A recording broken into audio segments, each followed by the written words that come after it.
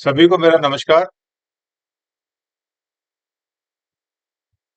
जैसा कि आपको पता है, प्रधानमंत्री श्री नरेंद्र मोदी की अध्यक्षता में कल केंद्रीय मंत्रिमंडल ने जो है यूनिफाइड पेंशन स्कीम की मंजूरी दे दी गई है। तो काफी लोग इसके बारे में उत्सुक हैं, क्या है इसमें बेनिफिट्स, क्या प्लस माइनस हैं, ओपीएस से कितना ये अच्छा है, नहीं है, एनपीएस से कितना अच्छा है, बुरा है।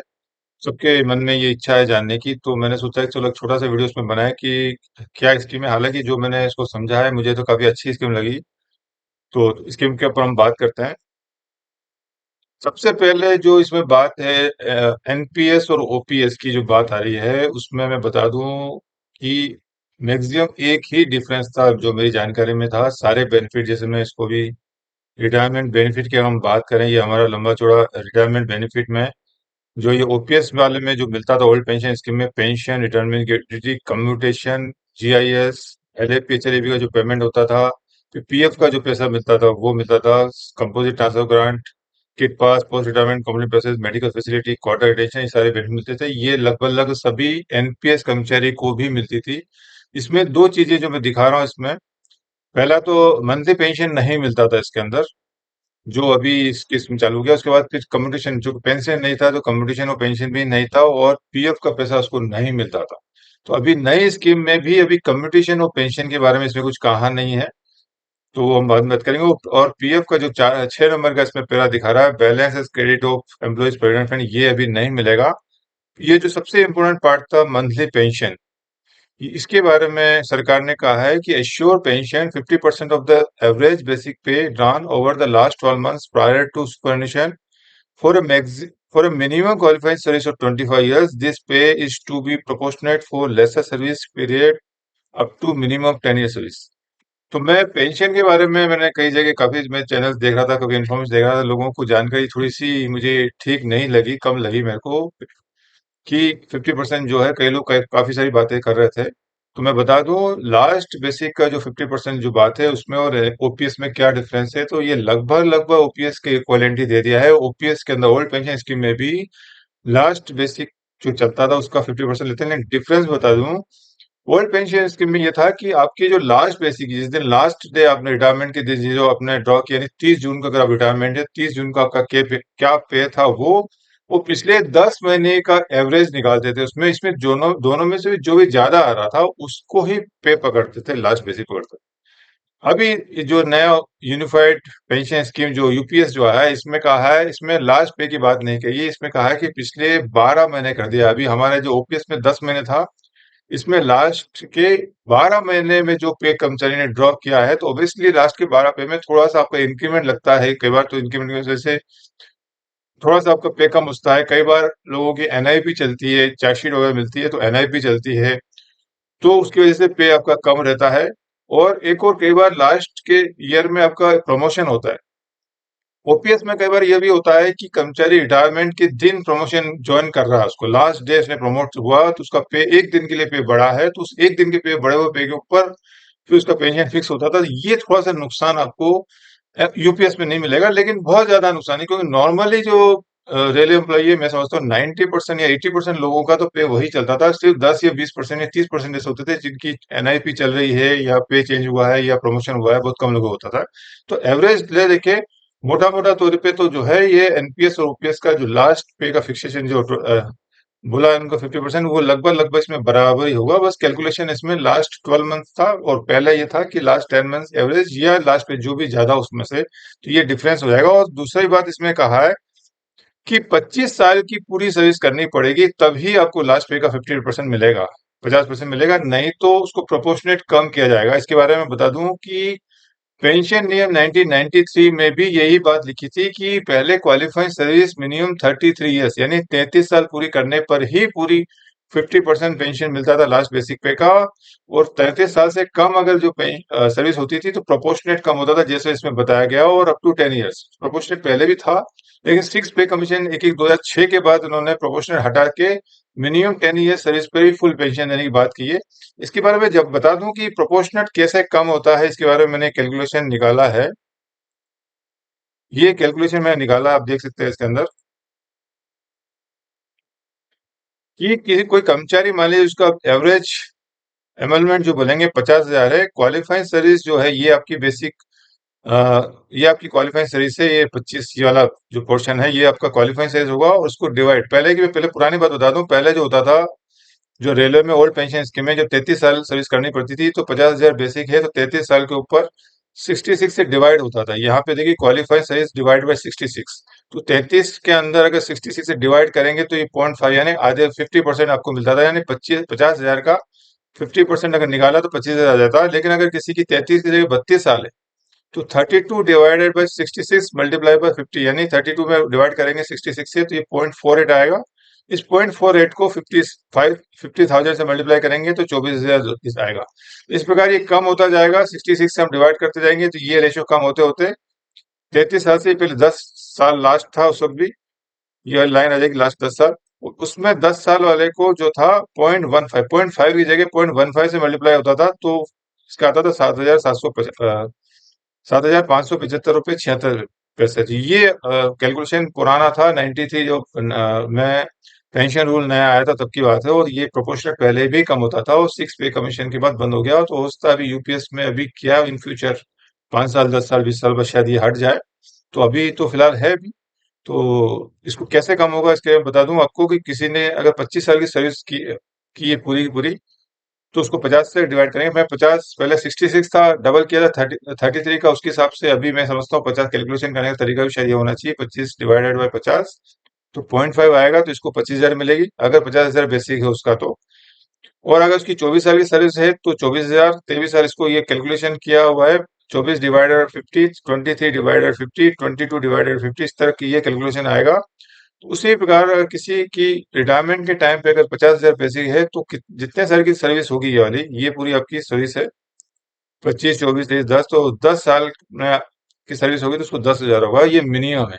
तो ये 50,000 के ऊपर 10,000 आ रहा है, लेकिन अगर मान लीजिए किसी की 20,000 बेसिक है तो काफी कम हो जाएगा, लेकिन 10 साल के ऊपर सरकार ने बोला है कि इसको मिनिमम 10,000, यानी सभी कर्मचारी को मिनिमम 10,000 का मतलब ये हो रहा है कि ये माना जाएगा उसकी बेसिक पे 50,000 होगी।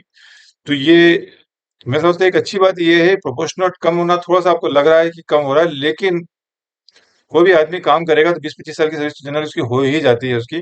तो उसके हिसाब से मेरे हिसाब से तो बहुत अच्छा मूव है सरकार का कि सभी कर्मचारी को रिटायरमेंट के बाद अभी जो चिंता होती थी कि हम डेली हम हर हमारा जो दिन कैसे निकलेगा, महीना कैसे निकलेगा, साल कैसे निकलेगा, तो डेली रेगुलर इनकम की एक इशू था, ये बहुत बड़ा इशू सॉर्ट आउट किया भारत सरकार ने।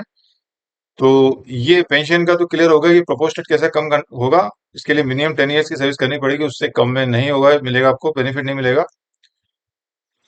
फैमिली के लिए भी सोचा इसमें सरकार ने कि एश्योर्ड फैमिली पेंशन 60% पेंशन कहा गया है, जो भी लास्ट कर्मचारी की डेथ के टाइम पे जो उसका बेसिक पे है उसका 60% देने की बात की फैमिली पेंशन।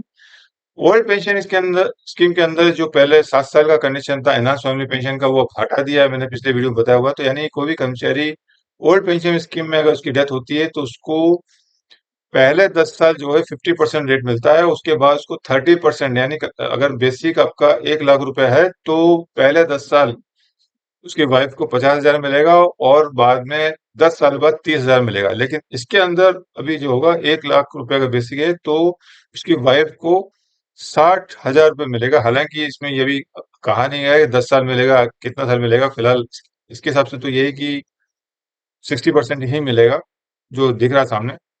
और तीसरे पॉइंट में कहा गया है कि एश्योर्ड मिनिमम पेंशन 10,000 रुपये per month on supervision after minimum 10 years of service, यानी कोई भी कर्मचारी जो है अगर उसकी 10 साल की सर्विस हो जाती है तो उसकी वाइफ उसके एम्प्लॉय को जो है मिनिमम 10 साल मिलेगा। मैं उम्मीद करता हूँ वाइफ के लिए भी शायद ये रहेगा, एम्प्लॉय की डेथ पे शायद मिनिमम पेंशन का क्राइटेरिया होना चाहिए।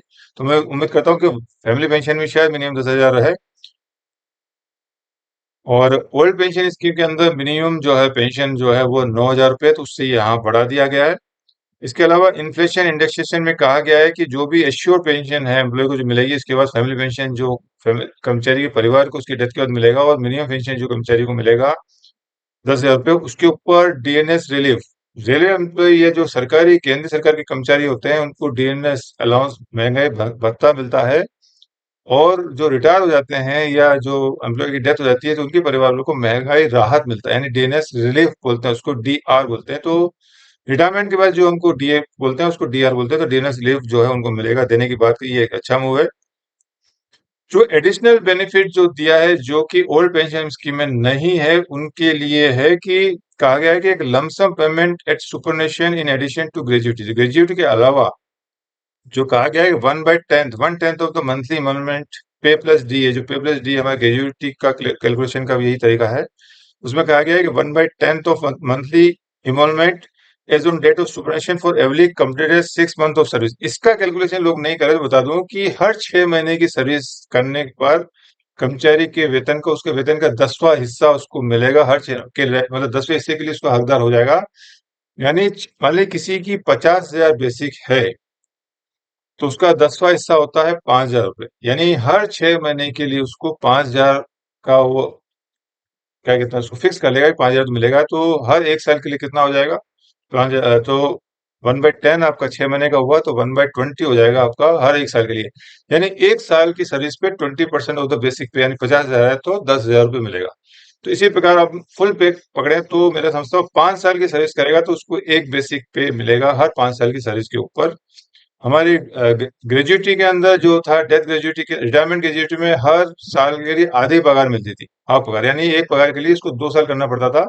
यहाँ पे एक पगार लेने के लिए इसको 5 साल करना पड़ेगा एडिशनल बेनिफिट। ग्रेजुएटी तो आपको मिलेगी ही मिलेगी, जो ये अमाउंट है इन एडिशन टू ग्रेजुएटी, यानी कोई भी कर्मचारी ने मान लीजिए 25 साल की सेवा करके रिटायर हुआ है, तो 25 साल के हिसाब से उसको जो ग्रेजुएटी होगी वो हर 6 महीने पे आधी होती है, 1/4 होती है, तो हर 1 साल के लिए आधी पगार होती है, तो 25 साल का 12.5 पगार, यानी ग्रेजुएटी उसको 12.5 मिलेगी, 12.5 महीने का बेसिक मिलेगा, प्लस डीए उसके ऊपर मिलेगा। और ये जो एडिशनल लमसम जो बात हो रही है, ये हर 5 साल पे एक होता है, तो हर 25 साल होते हैं, इसको 5 महीने का बेसिक पे उसको मिलेगा, प्लस उसके ऊपर डीए अलग से मिलेगा। तो ये जो 5 पगार एक्स्ट्रा है, ये बहुत अच्छा बेनिफिट है। अब डिफरेंस ओपीएस और एनपीएस में ये रहा कि जो एम्प्लॉय ओपीएस में है, ओल्ड पेंशन स्कीम में, उनको पीएफ जो पैसा करता है वो 8.11 जो करता है, वो उसको रिटायरमेंट में मिल जाता है। तो उसके एवरेज में थोड़ा सा इन्होंने, सरकार ने किया है कि 1/10 दे रहे हैं, यानी 5 लाख रुपए अगर माने कि मान लीजिए किसी कर्मचारी का बेसिक प्लस डी मिला के अगर 1 लाख होता है 1 महीने का पे, तो 25 साल की सर्विस में 5 लाख। तो थोड़ा बहुत सरकार ने कोशिश की कि पीएफ हम वापस नहीं दे रहे हैं, तो हम ये थोड़ा सा उसको दे दें। तो ये बेनिफिट है। और मैं एक बार दोबारा दिखा दूं मैं आपको ये बेनिफिट्स, रिटायरमेंट बेनिफिट्स। तो अभी आपको मंथली पेंशन इसमें आ जाएगा, रिटायरमेंट ग्रेजुइटी की बात आ गई है, जो भी कर्मचारी हैं, ये मैं बता दूं सारी जो भी बातें हैं सभी सेंट्रल गवर्नमेंट एम्प्लॉय पे लागू होगी। कुछ बातें जो छोड़ के रेलवे के लिए जो पास पास की बातें हैं, तो पेंशन अभी आपको मिलेगा, रिटायरमेंट ग्रेजुइटी मिलेगा आपको। कम्युनिकेशन की बात अभी इसमें नहीं कही है, तो अभी क्या होगा हम आगे जो भी नियम आएगा उसको बात करेंगे। ग्रुप इंश्योरेंस जो मिलता है वो मिलता रहेगा आपका। एलएपी एचएलएपी का जो भी आपका जितनी भी आपकी जमा है रिटायरमेंट टाइम पे, वो आपको पूरा पूरा मिलेगा। पीएफ का पैसा भी नहीं मिलेगा क्योंकि ये नॉन रिटर्नेबल है। कंपोजिट ट्रांसफर कार्ड जो है रिटायरमेंट पे वो मिलेगा आपको। बाकी गोल्ड प्लेट सिल्वर प्लेट ये रेलवे एम्प्लॉय को मिलता है वो मिलेगा। किट पास सेटलमेंट पास रेलवे एम्प्लॉय को मिलता है वो मिलेगा। पोस्ट रिटायरमेंट कॉम्प्लीमेंट पासेस ये भी रेलवे एम्प्लॉय को मिलेगा। मेडिकल फैसिलिटी के लिए भी सर्विस चालू रहेगी। क्वार्टर की जो बेनिफिट है और हॉलीडे की है। तो लगभग लगभग अभी कम्युटेशन की बात अभी आई नहीं है, तो जो भी आगे जानकारी मिलेगी उसके बारे में बता दूंगा। तो लगभग लगभग एक सब पीएफ का जो मामला है कि जो पैसा वापस मिलता था वो उसको छोड़ के लगभग लगभग सभी बातें, काफी सारी बातें जो ओल्ड पेंशन स्कीम के बराबर में ला गई है। थोड़ा सा 19-20 का अंतर रखा है सरकार ने, तो मैं समझता हूँ ये एक अच्छी सौगात है भारत सरकार, केंद्र सरकार की तरफ से। तो मैं धन्यवाद करना चाहूंगा भारत सरकार, हमारी सरकार का, कि बहुत अच्छी स्कीम, बहुत लॉन्ग पेंडिंग आइटम उन्होंने निकाला है। मैं उम्मीद करता हूँ आपको ये वीडियो पसंद आएगा। और यूपीएस के ऊपर आगे जो भी अपडेट आएंगे मैं कोशिश करूंगा उस पे वीडियो बनाने के लिए। तो इसी तरह अगर मेरे वीडियो देखना चाहते हैं तो सब्सक्राइब चैनल जरूर करें। वीडियो अच्छा लगे तो लाइक करें और शेयर करें। Thank you.